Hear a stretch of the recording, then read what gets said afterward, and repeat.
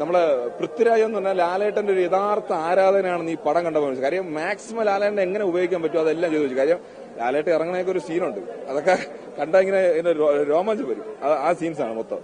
അതേ മലയാള സിനിമ ഇങ്ങനെയും ചെയ്യാൻ പറ്റുമെന്ന് പൃഥ്വിരാജ് എന്നുള്ള സംവിധായകൻ തെളിയിച്ചിരിക്കുകയാണ്. കാര്യം കാസ്റ്റിംഗ് അതാണ് പറഞ്ഞത്. മലയാള സിനിമയിൽ ഇങ്ങനെയൊക്കെ കാസ്റ്റ് ചെയ്യുമെന്നൊക്കെ നമ്മൾ സിനിമ കണ്ടാലേ അറിയാൻ പറ്റുള്ളൂ.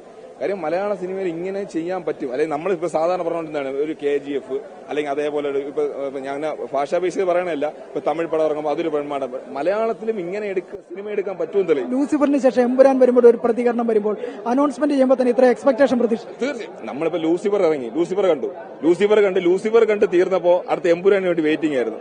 അതാ ഇപ്പം കണ്ടിറങ്ങി, അടുത്ത L3ക്ക് വേണ്ടി വെയിറ്റിംഗ് ആണ്. അതിന്റെ ഒരു എക്സൈറ്റ്മെന്റ് ആണ് നമ്മള്. ഇതിങ്ങനെയാണെങ്കിൽ അത് എങ്ങനെയായിരിക്കും? L3 ഉണ്ടാവുന്ന ലാലേട്ടൻ പറഞ്ഞിട്ടുണ്ട്, അതിൽ പ്രതീക്ഷയുണ്ട്. ഉണ്ട് 100% പ്രതീക്ഷയല്ല, അപ്രതീക്ഷ. അതായത് പ്രതീക്ഷയിൽ കൂടുതലാണ്.